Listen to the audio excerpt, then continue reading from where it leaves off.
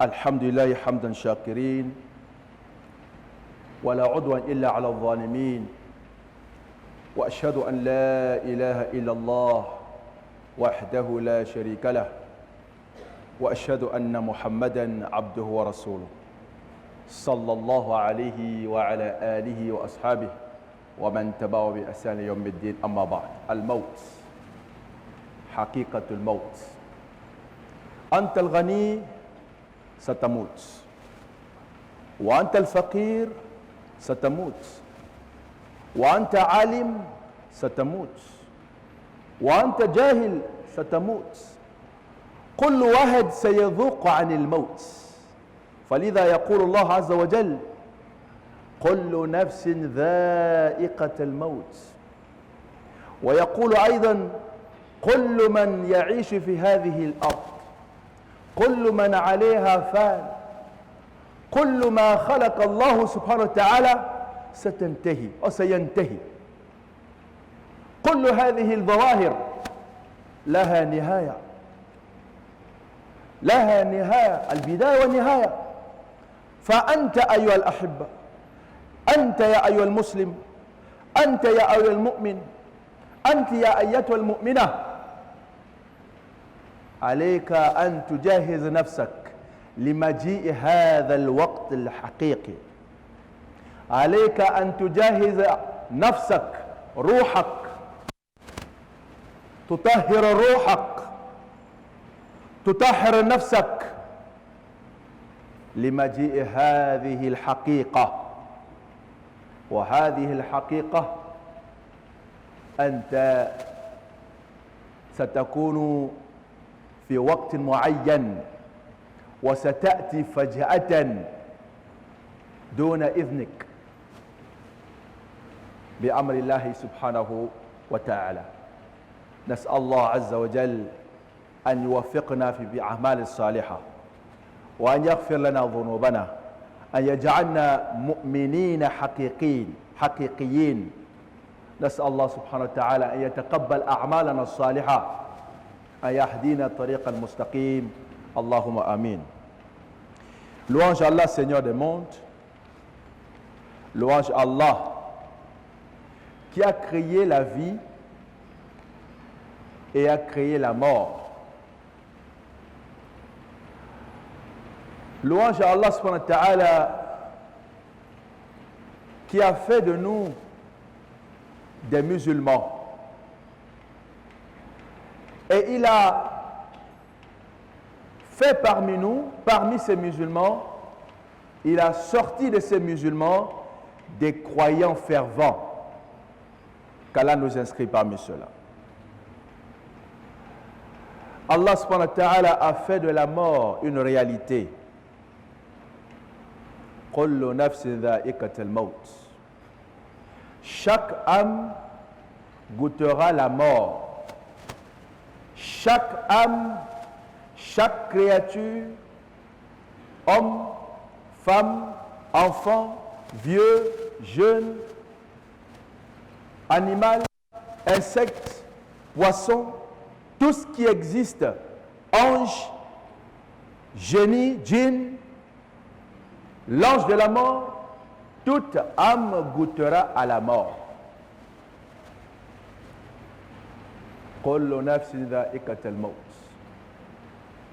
Nous réitérons du haut de cette chair la grâce d'Allah subhanahu wa ta'ala, sa clémence, sa miséricorde sur le sceau des prophètes.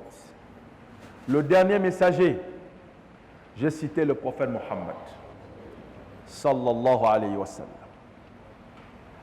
Le dernier messager qui est venu pour nous montrer la vraie voie, le meilleur des hommes, le meilleur des créatures, meilleure espèce humaine sur terre. Le prophète de l'humanité entière, le prophète qui a reçu le dernier livre divin, le Coran al-Karim. Que la paix d'Allah, sa miséricorde lui soit accordée. Que cette même paix, cette même miséricorde soit également accordée à sa famille, à ses grands compagnons et ceux et celles qui aiment cette religion et déploient et mettent en pratique, mettent au service leur savoir, leur sagesse, leur bien pour l'épanouissement de cette belle religion qu'est l'islam, qu'Allah ne figure parmi ceux-là. Chers frères et sœurs en islam, qu'est-ce qu'est la mort? Nous pouvons définir la mort comme étant l'âme qui quitte le corps. L'âme qui sort du corps. Nous pouvons également définir la mort comme étant cette évolution, si je peux m'exprimer ainsi, cette étape, le fait de quitter dans ce monde terrestre, dans ce monde matériel, pour aller dans le monde céleste, dans l'au-delà. L'âme quitte ce monde pour accéder à un autre monde. La mort, مغادرة هذه الدنيا إلى دار البقاء, c'est laisser ce monde, ce bas monde, vers le monde éternel, vers la vie éternelle, vers la vie sans fin, vers les délices pour ceux qui auront adoré Allah comme il se doit. On peut le définir ainsi, la mort. Et chacun d'entre nous, nous avons vécu l'expérience de la mort. Un frère, une sœur, un père, une mère, un ami, un collègue, un proche. Nous avons connu l'expérience de la mort. Nous avons vu l'être humain qui était vivant, mais en un laps de temps, que ce soit avec les causes, bisabab ou bidoun sabab, avec les causes ou sans cause, l'être humain va mourir. Les causes, la maladie, les causes, les accidents, mais aussi sans cause. Sans cause, al-ajal. Al-ajal, c'est l'espérance de vie sur terre. Que tu sois en bonne santé, en parfaite santé, la mort, lorsque le temps, ton espérance de vie sur terre, le temps qu'Allah t'a décrit, a inscrit pour toi dans ce bas monde, est arrivé à sa fin, on ne peut retarder ce moment, ni le prolonger. Ça, c'est le verset du Coran al-Karim. La mort. Chers frères et sœurs en islam, c'est quoi la mort en réalité? C'est quoi la mort en réalité? Nous allons, ce que l'islam dit sur la mort, c'est réellement ça la mort. Nous avons défini d'une façon naturelle la mort, mais Allah nous montre ce qu'est la mort et comment ça se passe, les événements, l'âme, le lieu où elle va. C'est ce que nous allons essayer avec vous, succinctement, en quelques lignes, lire quelques paragraphes de ce hadith du prophète Mohammed sallallahu alayhi wa sallam. C'est un hadith rapporté par Al-Barra ibn Azib. Il s'appelle Al-Barra, le fils d'Azib, radiyallahu anhu, qu'Allah l'agrée. Il dit ceci, قال خرجنا مع رسول الله صلى الله عليه وسلم. Nous sommes sortis avec le prophète Mohammed sallallahu alayhi wa sallam في جنازة رجل, pour aller aux obsèques d'un homme min al-ansar, parmi les ansar. Les ansar, vous savez, il y a ceux-là qu'on appelait les muhajirin, ceux qui ont quitté la Mecque pour aller vers Médine à la période de l'immigration, al-hijra. Maintenant, il y a ceux qui les ont accueillis qu'on appelle les ansar. Donc, c'est un ansar, un habitant de Médine, de la ville de Médine, qui est décédé. Il dit, nous sommes allés à son obsèque, l'enterrement. Il dit, فَجَلَسَ رَسُولِ اللَّهِ صَلَّى اللَّهُ عَلَيْهِ وَسَلَّمَ. Le prophète Mohammed s'est assis. وَجَلَسْنَا حَوْلَهُ. Et nous également, nous sommes assis autour du prophète Mohammed. Il s'est assis et nous sommes assis autour de lui. وَجَلَسْنَا حَوْلَهُ. Et il dit, وَكَأَنَّ فِي رُؤُوسِنَا طَيْرٌ. Comme s'il y avait sur nos têtes des oiseaux sur nos têtes. ثُمَّ رَفَعَ رَأْسَهُ. Et le prophète Mohammed a levé sa tête comme ça. فَرَفَعَ رَأْسَهُ إِلَى السَّمَاءِ. Il lève sa tête vers le ciel, vers le ciel. فَقَالَ صلى الله عليه وسلم. Il dit, استعيذوا بالله. Demandez à Allah pardon. Demandez à Allah protection. Ista'idhu billah. Demandez à Allah protection. Min azabil qabr. Demandez à Allah protection contre les supplices de la tombe. Chers frères et sœurs en islam, pour ceux qui ne savent pas, il y a les supplices de la tombe. Qu'Allah nous en préserve. Il y a les supplices de la tombe. Qui sont ceux qui vont subir les supplices de la tombe? Ça, c'est un autre sujet. Il dit, Ista'idhu billah min azab al-qabr. Demandez protection à Allah contre les supplices de la tombe. قال ذلك مرتين أو ثلاثة. Il l'a dit 2 fois. Demandez protection à Allah contre les supplices de la terre. Demandez protection à Allah contre les supplices de la terre ou de la tombe. ثم قال. Et ensuite il dit, sallallahu alayhi wa sallam, Bi-abi wa huwa ummi. Je jure au nom d'Allah, par mon père et ma mère, par ceux qui m'ont mis au monde. Il jure, il dit, Inna al-abd al-mu'min, le croyant musulman, idha qama fi inqita'i min dunya, lorsqu'il se sépare de ce bas monde,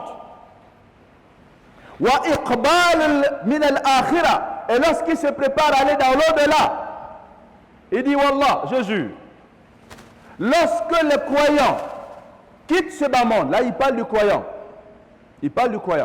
nous allons parler du croyant, et on parlera, si le temps nous le permet, ou alors on parlera de cela le vendredi prochain, le non-croyant ou celui qui n'a pas appliqué les recommandations d'Allah subhanahu wa ta'ala, qu'Allah nous en préserve. Nazala ilayhi al-malaika. Cette âme-là, les anges vont descendre vers lui. Nazala ilayhi al-malaika min as-sama' bid al-wujuh, avec des visages resplendissants, rayonnants. C'est un bon signe. C'est-à-dire que pour cette âme-là, lorsque les anges vont descendre, bid al-wujuh ka'anna wujuhum ash-shams, ils viendront avec un visage comme ça, qui rayonne comme le soleil. Cela veut dire, est une bonne nouvelle pour cette âme. C'est une bonne nouvelle. Bid al-wujuh. Wa ma'ahum kafan. Et ils viennent avec le linceul. Mais quel linceul? Ce n'est pas le tissu que nous avons ici. Ils viennent des cieux. Ils descendent avec un linceul. Wa kafan min akfan al-jannah. Allah. Ils viendront avec le linceul du paradis. C'est une bonne nouvelle pour cette âme qui est là. Mais lorsque cet événement se passe, l'œil simple ne peut pas voir ces événements. Allahu Akbar. Pendant que nous sommes en train de laver notre corps, il y a des événements qui se passent à l'insu de nos yeux simples, on ne les voit pas. Ils descendent avec ce linceul, le linceul du paradis. Et ils viennent avec le cercueil du paradis. Mais nous ne voyons pas. Nous sommes là en attente, on est en train de laver le corps, mais là-bas également, dans un monde barzakh, invisible, il lave également ce corps-là. Allahu Akbar. Hatta yajlisoun, jusqu'à ce qu'ils vont s'asseoir. Les anges, ils vont s'asseoir. Thumma yaji malak al-maut. Les anges vont s'asseoir et ils attendent l'arrivée de l'ange de la mort. Lorsque l'ange de la mort arrive, malak al-maut, alayhi salam, hatta yajlisa inda ra'sihi. L'ange de la mort viendra s'asseoir au niveau de sa tête, à côté de lui, de sa tête. Wa yaqul, et voilà ce que va dire l'ange de la mort. Ayyatuha an-nafsul tayyiba. Oh toi âme, belle âme. Ayyatuha an-nafsul tayyiba. Oh toi belle âme. Ukhruji ila maghfiratin min rabbik. Allah. Sors. Telle âme sort de ce corps-là vers la clémence et le pardon de ton Seigneur. Allahu Akbar. Et là, nous parlons du croyant, de cette âme, an-nafsul tayyiba, de cette belle âme. Allahu Akbar. Qu'Allah nous inscrit parmi ceux-là. Ukhruji ila maghfirati min Allah wa ridwan. Sors de cette âme-là et va vers le pardon d'Allah et la satisfaction d'Allah. Sache que toi, âme pure, Allah est satisfait de tes œuvres. Allah est satisfait de tes actes. Allah est satisfait de ce que tu as fait dans ce monde. Qu'Allah nous inscrit parmi ceux-là. Qal. Fatakhruju. Alors l'âme sort. Fatasil. Elle va. Vous voyez comme l'eau circule. Elle va circuler. Fayakhudhaha. Alors l'ange de la mort va prendre cette âme. Faïda. Akhadaha. Lorsque l'ange de la mort va prendre cette âme, qui va glisser doucement. Akhadaha al-malak al-maut. L'ange de la mort prendra cette âme. Lam yada'aha fi yadihi. Il ne la mettra pas dans sa main. Non. C'est une âme pure. C'est une âme pure, comme il a clarifié. Wa yakhruju minha qatayyib misk. Alors il sortira avec une senteur qui n'existe pas dans ce bas monde. Aucun parfum, aucune senteur n'a autant de beauté que cette âme lorsqu'elle sortira de ce corps. Qal Faya Sa'id. Il dit ceci. Faya Sa'iduna biha. Alors c'est comme ça que Yas'aduna biha. Ils vont monter avec cette âme. Les anges et l'ange de la mort vont partir avec cette âme vers les cieux. Fala yamurruna biha ala al-malak min al-malaika illa an qalu ma hadha ar-ruh ma hadha ar-ruh at-tayyib. À chaque fois qu'ils passeront, au fur et à mesure qu'ils vont accéder, premier ciel, deuxième ciel, troisième ciel, jusqu'au septième ciel, à chaque fois qu'ils vont passer devant un ange, à chaque fois les anges vont poser cette question. Ma hadha ar-ruh at-tayyib. Quelle est cette âme, cette belle âme qui est en train de passer devant nous? Allahu Akbar. Quelle est cette belle âme qui passe devant nous? Qu'Allah nous inscrit parmi ceux-là. Chers frères et sœurs en islam. Fayakuluna. Alors on leur répondra en disant Fahuwa Fulan ibn Fulan. C'est le fils d'un tel. C'est le fils de tel. Allahu Akbar. Fulan ibn Fulan. Le fils d'un tel.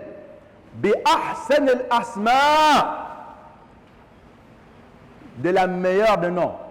Allati kanu yasammunahu. Ils vont l'appeler avec les meilleurs noms avec lesquels on l'appelait dans ce bas monde. Hatta yantahu biha ila as-sama'i ad-dunya. Ils vont aller au premier ciel, deuxième ciel, jusqu'au 7e ciel. Jusqu'au 7e ciel, chers frères et sœurs en islam. فيقول الله عز وجل, lorsque cette âme arrive auprès d'Allah, alors Allah dira ceci. Écoutez, chers frères et sœurs en islam, cette âme, belle âme, Allah dira, Oktubu kitaba, écrivez le livre, Oktubu kitab al-abd, fi illiyin, Allah. Oktubu al-abd, kitab al-abd fi illiyin, c'est les lieux des martyrs, c'est les lieux des saints, c'est les lieux des pieux, c'est les lieux des prophètes. Écrivez le nom de cet esclave-là, au lieu appelé Illiyin, qu'Allah nous inscrit parmi ceux-là. Allahu Akbar. Chers frères et sœurs en islam, nous avons besoin de parler de ces choses-là pour permettre à chaque croyant de se dire, j'ai aussi une possibilité qu'Allah puisse honorer mon âme. Ne nous amusons pas. Ne perdons pas du temps. Parce que nous ne maîtrisons pas le temps. Ce temps, nous ne le maîtrisons pas. Lorsque Allah aura dit ça, il dit وَعِيدُوهُ فِي الْأَرْضِ, et ramenez cette âme sur la terre. Ramenez cette âme vers la terre. فَإِنِّ مِنْهَا خَلَقْتُهُمْ, c'est à partir de cette terre-là que je les ai créés. Ramenez l'âme vers la terre. وَعِيدُوا مِنْهَا, et c'est de cette âme-là que également nous le ramènerons. وَمِنْهَا أَخْرُجُهُمْ تَارَةً أُخْرَى, et c'est de cette âme-là que nous allons les ressusciter. قَالَ, et on le dit, فَتُعَادُوهُ فِي جَسَدِهِ, et c'est comme ça qu'ils vont ramener cette âme dans son corps. Mais à ce moment précis, pendant tous ces événements-là, nous, dans ce bas monde, dans le monde visible, on aura déjà enterré le corps. Le corps serait déjà enseveli, fermé. L'âme va revenir maintenant retrouver son corps. Vous voyez les étapes?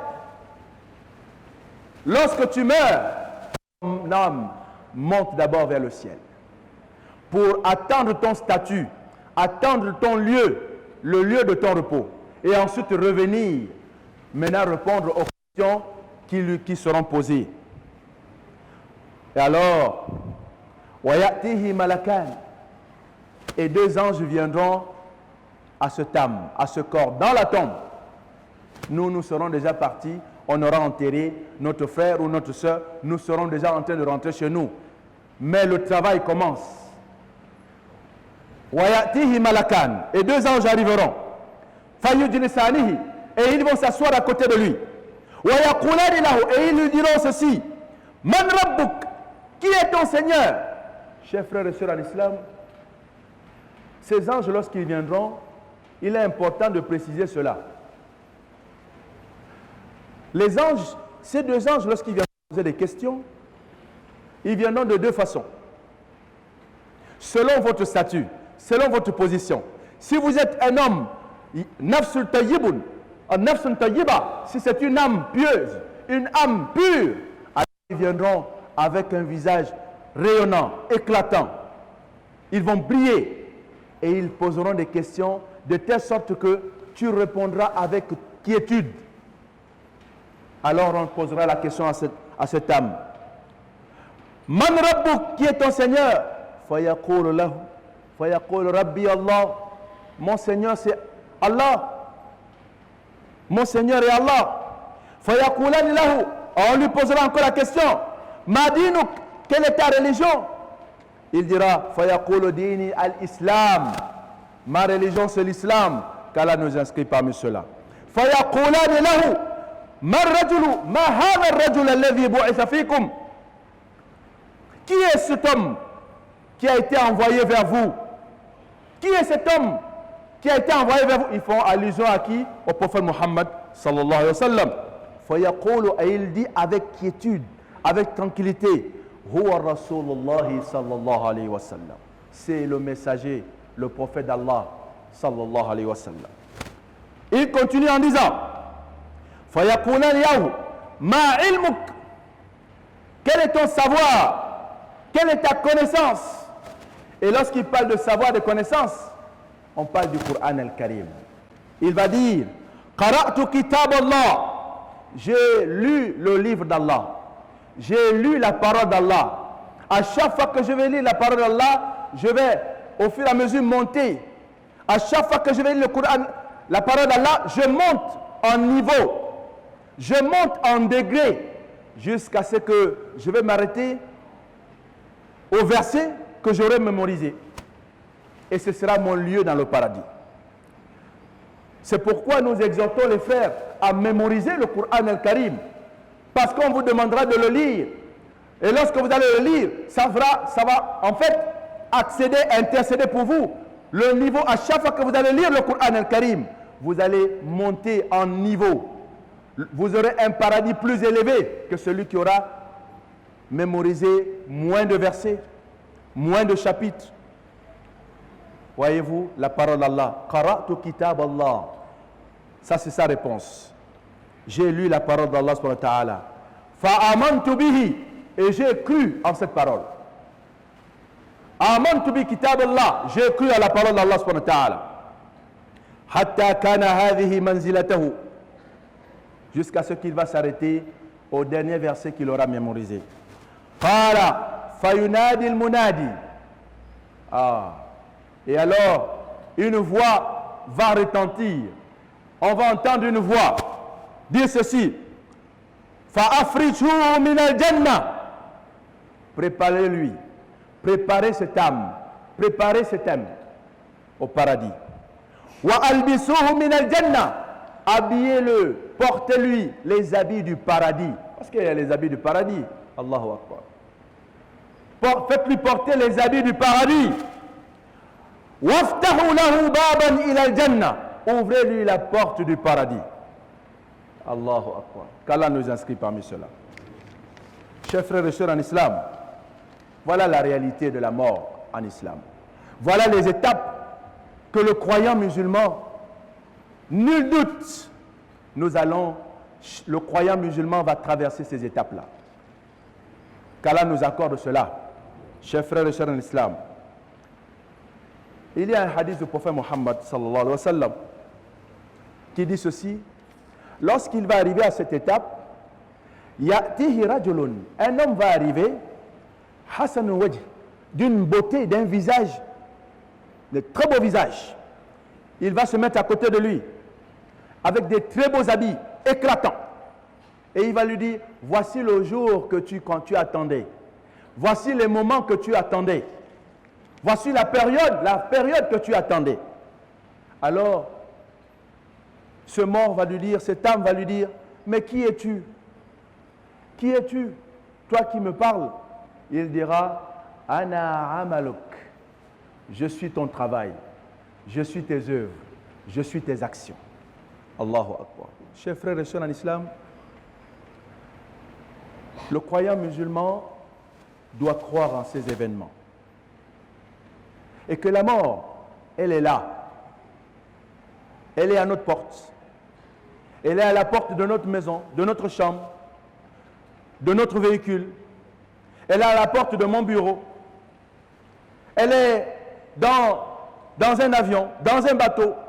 Partout où je serai, la mort est là à côté de nous. Mais nous ne savons pas. C'est pourquoi il faut à chaque fois comme l'a dit le prophète Mohammed sallallahu alayhi wa sallam. Jaddidu niyatakum. Renouvelez à chaque fois votre intention. Si vous avez une mauvaise intention, alors automatiquement, renouvelez cette intention en bonne intention. Vous voyez que si vous partez dans ces moments agréables, avec une intention sincère, avec une intention pure, alhamdulillah, alhamdulillah, qu'Allah nous inscrit parmi ceux-là. Pourquoi nous parlons de la mort? Et là, je vais terminer par là. Je chute par là. La semaine dernière, j'ai vu ma fille qui a perdu son enfant. Ma petite fille, elle avait 11 ans, 10 ans à peu près.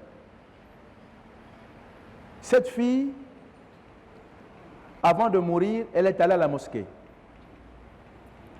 Elle a fait sa prière et elle est sortie. Elle est allée à la maison. Elle a pris la bouillie. Son père lui a acheté la bouillie. Elle a bu. Et après avoir bu la bouillie, elle a commencé à avoir des crises. Et elle est tombée. Et lorsqu'elle tombe là, c'était fini. Elle a fait, et hop, l'âme est sortie. Et le temps de l'amener à l'hôpital, fini. Décédée. Mais vous savez ce qu'elle a dit avant de mourir à sa maman?